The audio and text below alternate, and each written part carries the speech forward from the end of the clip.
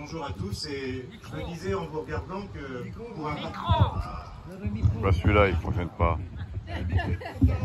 Je me disais que pour un parti qui défend en permanence la fermeture des frontières, en tout cas de protéger ses frontières, je me trouvais extrêmement accueillant et je vous remercie et ça me fait vraiment plaisir d'être avec vous aujourd'hui. Alors j'ai pris quelques petites notes puisque avec Florian, qui a eu la gentillesse de me convier, on a décidé de parler d'un sujet qui n'est pas forcément habituel avec les souverainistes. Souvent, le message de souverainisme, il est galvaudé, il est torturé, on a les médias qui... je sens que les notes, ça va être très compliqué.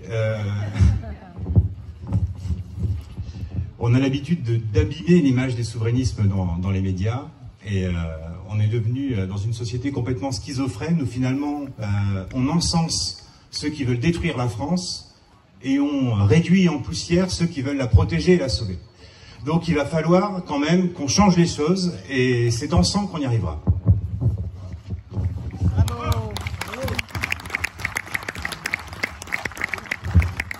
Alors évidemment, on a une crise terrible qui nous tombe sur la tête, des milliers de morts, et tout à l'heure on a su leur rendre hommage avec la hauteur qu'il fallait. Il y a une crise économique et sociale sans précédent qui va arriver, mais pour autant, ça ne doit pas nous empêcher de construire un projet souverainiste. Et un projet souverainiste, il faut qu'on le regarde aussi de façon positive. Il faut que les gens, les citoyens, et finalement, il faut que cette petite musique arrive jusqu'aux oreilles des médias un petit peu sourds parisiens, et faire comprendre que le souverainisme, c'est quelque chose de sympa, c'est quelque chose de joyeux, c'est quelque chose de positif, et nous ne sommes pas des vieux rabougris qui cherchons à nous renfermer sur nous-mêmes. Et si on veut être audible au maximum, il va falloir que l'on parle du monde de l'entreprise. Parce qu'on parle de l'immigration, on parle de nos frontières, on parle de la crise racialiste, on parle de beaucoup de choses, mais alors quand on parle business, il n'y a plus personne. Et ça, je peux vous assurer que si on arrive à avoir l'oreille des chefs d'entreprise, des chômeurs qui souhaiteraient se lancer dans le monde de l'entreprise, eh bien là on passera un cap et on sera encore plus audible. Et donc, je pense que créer un souverainisme entrepreneurial, c'est quelque chose de faisable et de compatible avec nos valeurs. Et du coup, je vais faire carrément sans note. Ça tiendra sur 3 piliers. Le premier, évidemment, pour pouvoir rayonner, il faut avant tout un État stratège. Un État stratège qui serve de rampe de lancement à nos entreprises françaises. Pose des règles. Ça veut dire quoi? Ça veut dire qu'il va falloir que nous choisissions des industries stratégiques, que nous mettions le paquet dessus, que nous mettions des taxes douanières pour nos concurrents étrangers sur ces mêmes secteurs stratégiques. Il va falloir que nos chambres consulaires, il va falloir que nos ambassades partout sur la planète puissent être les fers de lance de nos entreprises françaises. Et Emmanuel Macron et ses prédécesseurs n'ont eu de cesse depuis des années de fermer les ambassades. Et comment voulez-vous rayonner sur la planète si nous n'avons même plus de tête de gondole pour proposer notre savoir-faire et notre excellence française? Un État stratège, c'est aussi un État... Là, je vais prendre mes notes.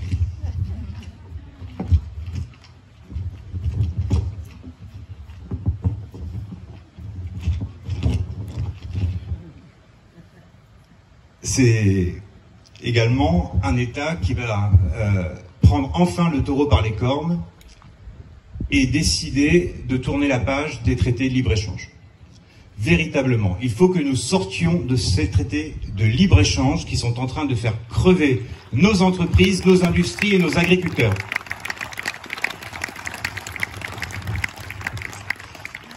Un autre élément également d'un État stratège, il va falloir que l'université travaille pour les entreprises françaises, parce qu'aujourd'hui, les universités, les universitaires travaillent pour eux-mêmes.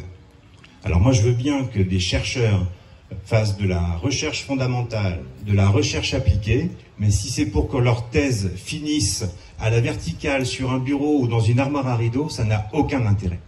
Et donc pour ça, il faut absolument changer, comment dirais-je, le spectre et faire en sorte que les universités soient à la disposition de nos entreprises françaises et que des entreprises françaises aillent voir les universités en leur disant voilà, moi je cherche à développer, à innover sur tel type de produit, sur tel type de service.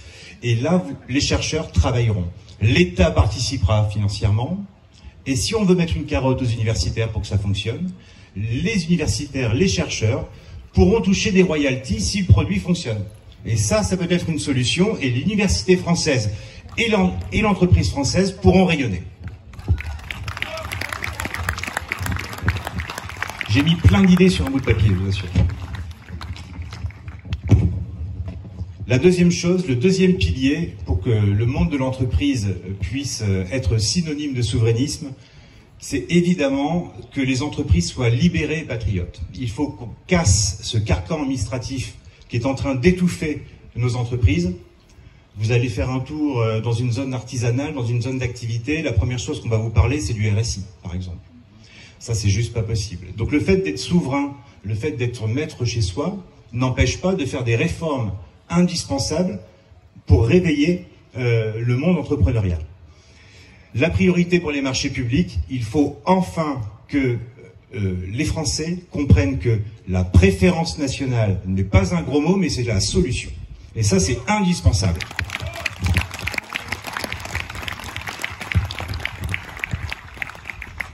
Il conviendra d'alléger les charges des entreprises pour que ça aille à la fois pour eux, pour gagner en productivité, mais aussi pour que les salaires puissent augmenter. On va nous dire, mais c'est sympa, Benjamin, la planche à billets fonctionne. Attendez, déjà on va aller éteindre les 2 millions de cartes vitales frauduleuses qui nous coûtent plus de 15 milliards d'euros dans le pays. Et là, on va trouver de l'argent. Et puis, moi, ce que je... Alors, c'est une petite proposition, vous y réfléchissez. Je suis venu vraiment avec ma boîte à outils aujourd'hui. Aujourd'hui, lorsque vous souhaitez monter une entreprise, sous forme statutaire, une SAS par exemple, Pôle emploi va accompagner le demandeur d'emploi pendant 1 an en continuant de lui payer ses indemnités chômage. Si vous montez et vous développez une activité sous le statut d'auto-entrepreneur, eh bien là, cette fois-ci, Pôle emploi ne vous suit pas. Donc c'est une petite aberration. Et donc voilà une proposition simple que nous pouvons diffuser pour toucher l'oreille à la fois des demandeurs d'emploi et également à ceux qui veulent se lancer dans le monde de l'entreprise. Et je vous assure que si l'on remet l'entreprise au cœur de notre projet, on pourra monter un réseau patriote. Nous aurons des entreprises qui rayonneront partout et ça, je crois que c'est indispensable si nous arrêtons évidemment la casse sociale en permanence. Je pense aux travailleurs détachés. 600 000 contrats de travailleurs détachés, l'équivalent de 400 000 équivalents temps plein. Voilà 400 000 personnes qui viennent malheureusement broyer notre système social, ne participent pas aux cotisations et viennent faire une concurrence déloyale qui salit au quotidien l'effort des entrepreneurs. Ah oui, je crois qu'on peut siffler, oui. Alors évidemment, là je suis en train de vous parler du monde du capitalisme entrepreneurial, c'est celui qu'on aime bien, c'est le charpentier, c'est la petite PME qui fabrique un peu de plastique dans notre zone d'activité. Et je crois qu'on peut également parler à ceux qui aiment la finance. Je vous assure que c'est pas incompatible. Il y a quelques années, j'étais tombé sur un reportage assez stupéfiant où des moines, accrochez-vous, où des moines avaient monté un fonds de pension catholique, un fonds d'investissement catholique, et donc avaient approché toute la communauté catholique française pour lever des fonds pour des entreprises ayant la volonté de partager les valeurs catholiques. Eh bien moi, ce que je vous propose, c'est que nous montions des fonds d'investissement patriotes, où nos valeurs, celles de la préférence nationale, des valeurs de défense de nos racines, de notre culture, de notre identité, puissent être financées par les fonds de pension. Et je peux vous assurer que des gens qui ont de l'argent et qui aiment notre pays, il y en a, Et là, ils pourront à la fois trouver l'utile à l'agréable.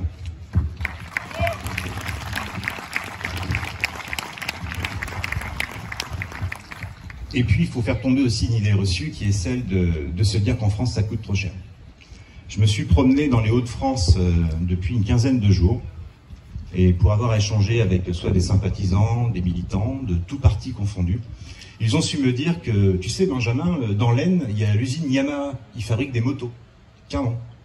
On est capable de fabriquer de façon compétitive des motos en France. On n'en parle jamais. Tu sais Benjamin, dans l'Oise, il y a une usine Massey-Ferguson. C'est pas glamour des tracteurs, mais en attendant, il y a 1000 personnes qui, tous les matins, vont fabriquer des tracteurs qui sont exportés partout en Europe. Et puis enfin, il y a la célèbre usine Toyota à Valenciennes, qui fabrique des voitures compétitives, qui se vendent comme des petits pains.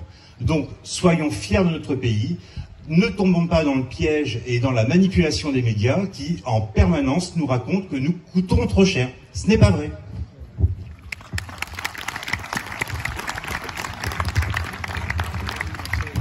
Et enfin, le troisième pilier, je vous ai dit, un État stratège, une entreprise libérée du carcan administratif qui favorise l'énergie nationale. Et le troisième pilier, on ne peut pas développer une entreprise si les salariés n'y sont pas épanouis. C'est impossible. Et pour cela, la première chose que nous ferons, Florian, en 2022, ça sera d'instaurer la participation dans toutes les entreprises.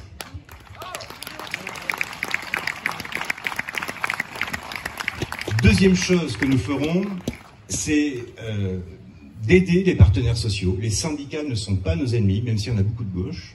C'est vrai, parfois, ils ont plus tendance à voter Macron entre les deux tours que voter autre chose. Mais quoi qu'il en soit, on peut se mettre les syndicats dans la poche si on favorise le développement des accords collectifs dans les entreprises. Aujourd'hui, comment ça marche? Vous avez une convention collective, des accords de branche et des accords collectifs dans les entreprises. Et très souvent, il n'y a pas d'accord collectif dans les entreprises. Et c'est encore l'employeur qui décide unilatéralement.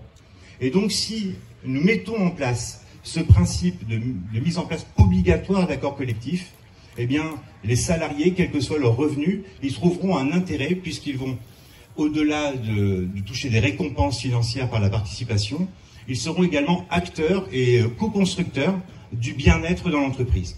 Voilà une solution qui peut être porteuse également.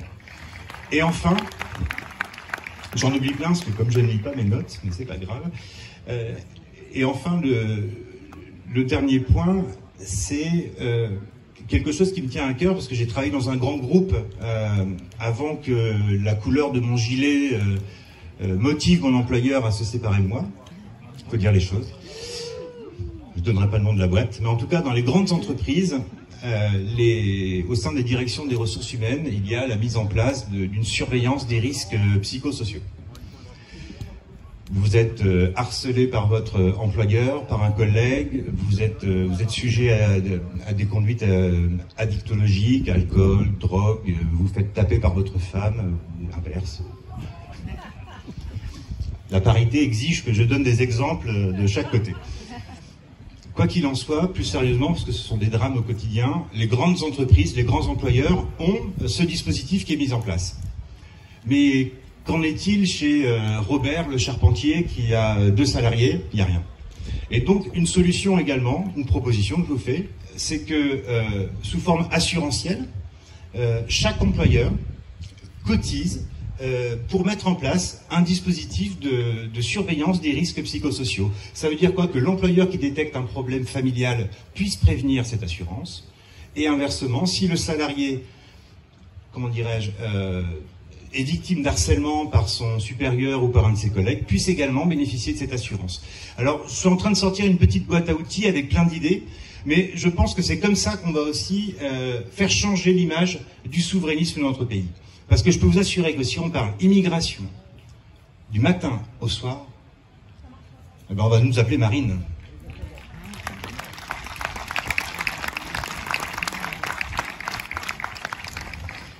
Et si pour gagner il fallait s'appeler Marine, on le saurait déjà.